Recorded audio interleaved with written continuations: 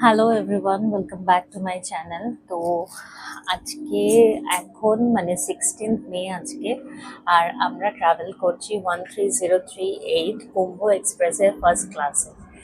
তো ট্রেন তো অনেকই লেট ছিল, ইভেন আমরা বারাণসী জাংশনে 9 নম্বর প্ল্যাটফর্মে দেখাচ্ছিল ওয়্যার ইজ মাই ট্রেন, তারপর ওখানকার সাইনবোর্ডেও দেখাচ্ছিল 9 নম্বরে দেবে, বাট 9 নম্বরে দেয়নি, দিয়েছে 8 নম্বরে, তাও উইদাউট এনি অ্যানাউন্সমেন্ট।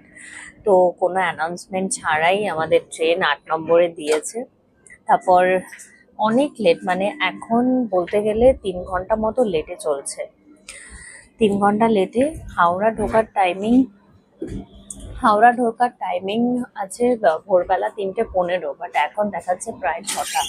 মানে বুঝতে পারছো যে কতটা লেট আছে ট্রেন।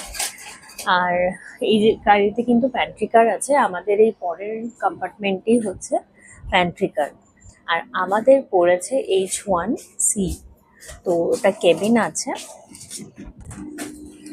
তো আমাদের কেবিন পড়েছে, আমাদের নিচে দুজন সিনিয়র সিটিজেন আছে আর আমাদের দুটো আপার পড়েছে। স্পেস কিন্তু খুব ভালো, পুরো ইন্টেরিয়ারটা তোমাদের সাথে একবার শেয়ার করে দিই। অলরেডি আমি হাঁটতে হাঁটতে কথা বলছি তোমাদের সাথে। আর এখন আমরা ঢুকবো, 5টা বাজে এখন। আর 2-3 মিনিটের মধ্যে আমরা ঢুকবো দীনদয়াল উপাধ্যায় জাংশন বা মুঘলসরাই জাংশন। সেখানে আমাদের 10 মিনিটের হল্ট আছে, বাট 10 মিনিটের হল্ট বলছে, এবার কতক্ষণ দাঁড়াবে জানি না, কজ আমাদের বারাণসীতেও 10 মিনিটের হল্ট ছিল। তো তারপরে সেটা লেট হয়ে 1 ঘন্টা হয়ে গেছে, মানে আনএক্সপেক্টেড লেট। তো যাই হোক, তোমাদের সাথে একবার ইন্টেরিয়ারটা পুরোটা শেয়ার করি।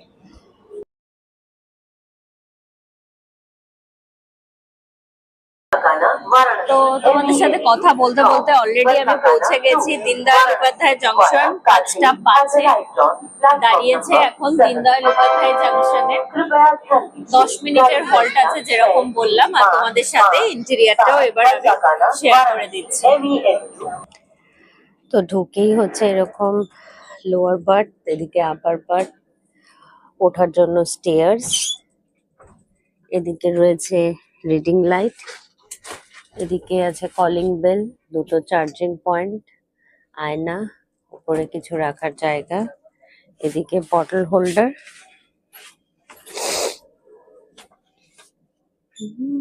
আমার মাম্মা। এই হচ্ছে H1 এর করিডোর, আর আমাদের পড়েছে H1C। আমাদের যে দুটো আপার পড়েছে তার মধ্যে একটা